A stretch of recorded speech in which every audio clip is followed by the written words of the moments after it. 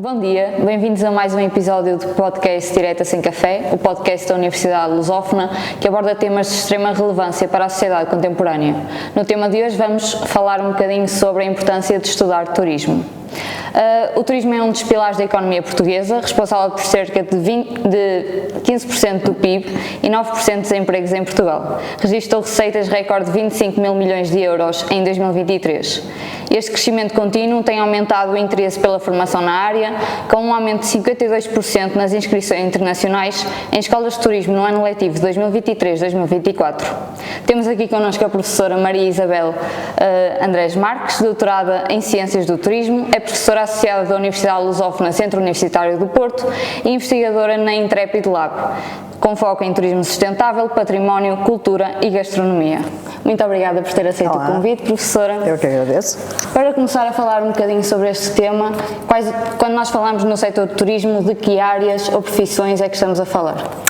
Muito bem, então, o setor do turismo é uma área, transversal a toda a sociedade. Portanto, quando estamos a falar do turismo e das profissões no turismo, estamos a falar da hotelaria, que toda a gente sabe, estamos a falar da restauração, de forma indireta, mas estamos a falar também de empresas de animação turística, por exemplo, de passeios de barco, tuk-tuk, sightseeing, etc. Estamos a falar de eventos, estamos a falar da própria organização de eventos, que é muito importante para o turismo. Estamos a falar dos transportes, estamos a falar da aviação, estamos a falar de, atividades náuticas, restauração, estamos a falar de muitas atividades na área ligadas direta ou indiretamente ao turismo. Como disse há pouco, o turismo tem vindo a aumentar em Portugal, foi até eleito o melhor destino turístico na Europa em 2022 e 2023, no entanto a professora sente que existe falta de recursos nesta área? Não sou só eu que sinto, sente o setor, aquilo que nós ouvimos, aquilo que estamos sempre a ouvir por parte, da tutela, do Presidente do Turismo, do Presidente da Entidade Regional de Turismo do Norte, que é aquele que gera o turismo aqui na região onde estamos, mas de todos os presidentes de todas as entidades regionais de turismo e também do Presidente do Turismo de Portugal e do próprio Secretário de Estado do Turismo, toda a gente fala isso, e no fundo das associações que referem a falta de mão de obra qualificada na área de turismo. E a várias áreas, aquilo que mais se escreve é a falta de mão de obra na restauração e na hotelaria, porque estão, a crescer e a nascer hotéis em Portugal a uma velocidade estonteante, digamos assim. Nós quase que ouvimos mês a mês vai abrir uma nova unidade hoteleira e, portanto, isto necessita de mão de obra, mas a necessidade é a vários níveis, não é só mão de obra para a restauração, para servir à mesa e para o front office de um hotel, por exemplo. A necessidade de mão de obra é global. E acredita que muitas vezes nós podemos verificar que na comunicação social são salientados os aspectos mais negativos desta área, como por exemplo as condições de trabalho, os baixos salários. E acredita que toda esta saliência às partes mais negativas faz com que os estudantes cada vez mais fujam deste setor e da área de turismo? Essa, infelizmente, é uma realidade que nós vivemos no ensino superior em Portugal nos últimos anos, depois da pandemia, especialmente depois da pandemia. Nós sentimos que a procura pelo setor de turismo diminuiu. É evidente que na pandemia o setor de turismo foi um dos mais afetados. Nós, aquelas imagens que ficaram para sempre gravadas dos aeroportos completamente parados, os aviões parados nos aeroportos, com a atividade turística e a atividade em geral parada, fez com que muitas pessoas que trabalhassem na hotelaria, muitas tiveram que ser despedidas, foram despedidas. Sim. E foram procurar trabalho noutras áreas. Portanto, este foi o grande problema, pelo menos sentido aqui em Portugal. E claro, começou-se a falar na fragilidade do setor e na fragilidade, obviamente, também dos salários e dos horários e das pessoas que trabalham no setor, na sua grande maioria, não têm, obviamente, feriados, não têm fim de semana porque trabalham por turnos. Mas não são só os colaboradores do setor do turismo que têm este tipo de horários. Sim. Se pensarmos nos médicos, também não têm, muitas vezes, fins de semana e também também têm que estar a trabalhar no Natal enfim, e outras pessoas que trabalham na área da saúde.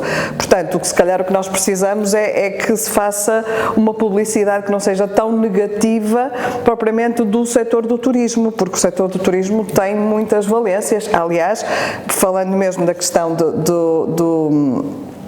da pandemia, o setor teve um boom e hoje nós temos números que já superam os números antes da pandemia, o que significa que o setor mostrou que tem a resiliência, que tem o poder de se auto-inventar, no fundo, não é? Ultimamente também temos ouvido falar muito sobre turismo low cost, ou seja, com o mínimo de custos possíveis. Sente que, ao falar tanto sobre um turismo, ou procurarmos tanto um turismo mais barato, digamos assim, sente que não existe tanta valorização dos profissionais que estão a trabalhar nesta área? Eu não acredito que seja essa a questão. Eu acho que o low cost aqui tem a ver com as pessoas andarem de avião, se calhar como até agora as pessoas andavam de autocarro. Portanto, as pessoas usam os aviões, obviamente que querem pagar pouco pela viagem, mas muitas vezes vão gastar nos destinos. Portanto, o facto de eu pagar pouco ou menos, não é, numa companhia low cost, por um trajeto Porto-Madrid, vai permitir que eu depois em Madrid gaste dinheiro em gastronomia, em restauração, etc. Portanto, não é verdade que o turismo low cost pressuponha qualificação low cost. Portanto, porque para gerir um alojamento local é preciso gerir, e para gerir é preciso ter qualificação para tal. Exatamente. Não é? Aqui na Universidade Lusófona oferecemos formação aos nossos estudantes na área do turismo. Qual é que sente que é a principal diferença, ou quais é que são as principais diferenças entre alguém que esteja devidamente qualificado com uma formação prévia no setor do turismo e alguém que simplesmente entra na área sem qualquer conhecimento prévio?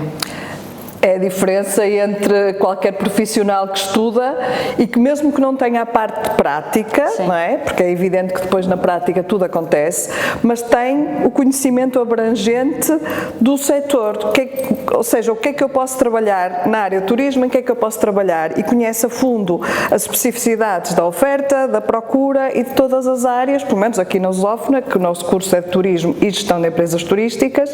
No fundo, os alunos sabem quais são as áreas onde podem trabalhar, obviamente na restauração, obviamente na gestão hoteleira, mas também na gestão das empresas de animação turística, na gestão de eventos, nos transportes, no aeroporto, em todas as áreas, no fundo, na gestão dos destinos, que é muito importante. Nós normalmente pensamos, ou muita gente não sabe, que todas as câmaras têm divisões de turismo e normalmente quem está à frente das divisões de turismo não são pessoas licenciadas em turismo, que é uma pena. Portanto, nós estamos a formar alunos em turismo, gestores de destinos, gestores na área do turismo, e depois as câmaras municipais, as entidades regionais de turismo não empregam pessoas licenciadas nesta área. Portanto, isto é algo que a Academia tem que fazer, tem que mostrar que efetivamente nós formamos pessoas qualificadas na área da gestão dos destinos turísticos, na gestão das empresas,